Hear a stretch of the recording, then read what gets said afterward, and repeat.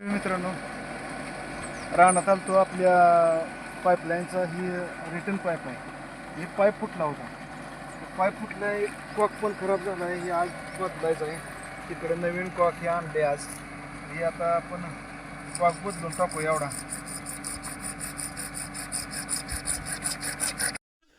आपल्या विहिरीवर 12.5 HP motor आहे.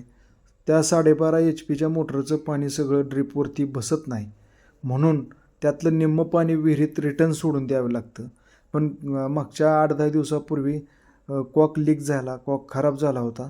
आज म्हणलं ती कॉक बदलून घ्यावा आणि रिटर्नचा पाईप पण फुटला होता आणि त्या फुटलेल्या पाईपाचं पाणी विहिरीच्या भिंतीवरती पडत होतं आणि त्या भिंतीवर पडल्यामुळं त्या भिंतीवरची माती वाहून खाली विहिरीत जात होती आणि ती फुटवालला जायची. फुटवालमधून परत रिटर्न यायची. ते त्यामुळं फिल्टर जॅम होत होता. सारखा फिल्टर स्वच्छ करावा लागायचा. म्हणून आज कॉक आणि पाईप बदलण्याचं काम चालू आहे.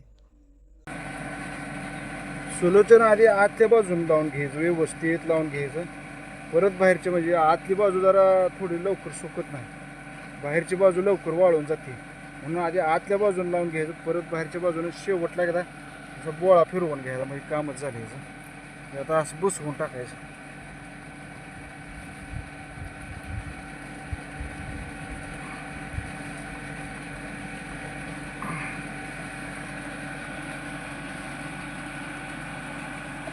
हे आपण ह्या बाजूला केलं आहे, खरं ह्या बाजूला पाहिजे होतं. तर काय होतं, ह्या बाजूला केल्यावर कॉक इकडं बंद होते, विहिरीकडे जास्त झुकावं लागते. म्हणून आपण इकडल्या बाजूला केला आहे असं कॉक बंद चालू असं. म्हणून आपण ह्या बाजूला, तर नियमाने ह्याच बाजूला पाहिजे होतं, पण विहिरीकडली बाजू असल्यामुळे आपण उलटा जोडला आहे कॉक.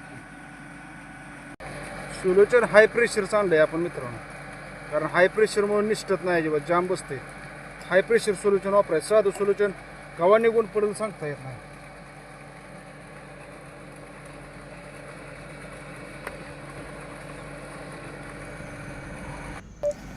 सर्व सिस्टीम जोडून झाल्यानंतर परत आपण स्क्रू आणले होते.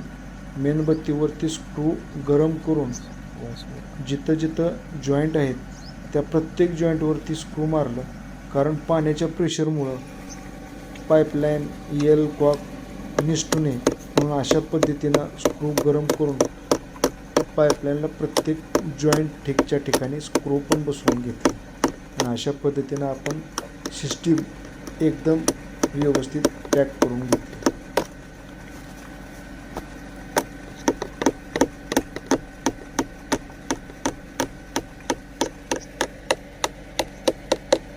फायनली आपल्या विहिरीवरची रिटर्न कॉक सिस्टीम सगळी जोडून झाली.